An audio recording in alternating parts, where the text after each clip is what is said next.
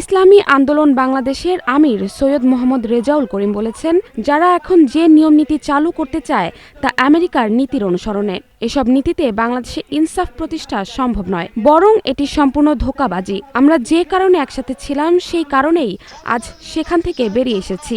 সোমবার দুপুরে শেরপুর ৩ আসনে ইসলামী আন্দোলন বাংলাদেশের মনোনীত হাতপাখা প্রতীকের প্রার্থী আবু তালেব মোহাম্মদ সাইফ উদ্দিনের পক্ষে শ্রীব্রদী নতুন বাসস্ট্যান্ড মাঠে আয়োজিত এক পথসভায় তিনি এসব কথা বলেন। তিনি আরও বলেন, গণঅভ্যুত্থানের পর দেশে যে পরিবেশ সৃষ্টি হয়েছিল সেটিকে ইসলামের একটি বাক্স হিসেবে দেখেছিলাম, কিন্তু বর্তমানে তারা আলাদা হয়েছেন, কারণ সেই ইসলামের বাক্সটি ছিনতাই করে নেওয়া হয়েছে। পথসভায় কেন্দ্রীয়, জেলা ও উপজেলা পর্যায়ের নেতাকর্মীরা উপস্থিত ছিলেন। আগস্ট 2024 গণঅভ্যুত্থানের পরে যে পরিবেশ তৈরি হয়েছিল, আমরা বলেছিলাম ইসলামের পক্ষে একটা বাক্স, সেভাবে চেষ্টাও করা হয়েছিল, পরিবেশও তৈরি হয়েছিল।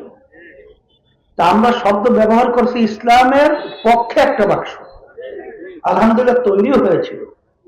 এখন অনেকে বলতে পারে, হুজুর আপনারা এখন আলাদা কেন? এখন আমরা আলাদা হওয়ার কারণ হলো ইসলামের জন্যই। কারণ ৮ দল সহ যখন আমরা একত্রে চলছিলাম, তখন যে আমাদের ইসলামের পক্ষের একটা বাক্সের কথা আমরা স্লোগান দিয়েছিলাম, সেটা কিন্তু বাংলাদেশের মানুষ খুব আন্তরিকভাবে গ্রহণ করেছিল। কিন্তু সেই ইসলাম নামক বাক্সটাকে ছিনতাই করে নেওয়া হয়েছে। সেই ইসলাম নামক বাক্সটা এখন আর বাক্স হিসেবে ইসলামের নামে নাই।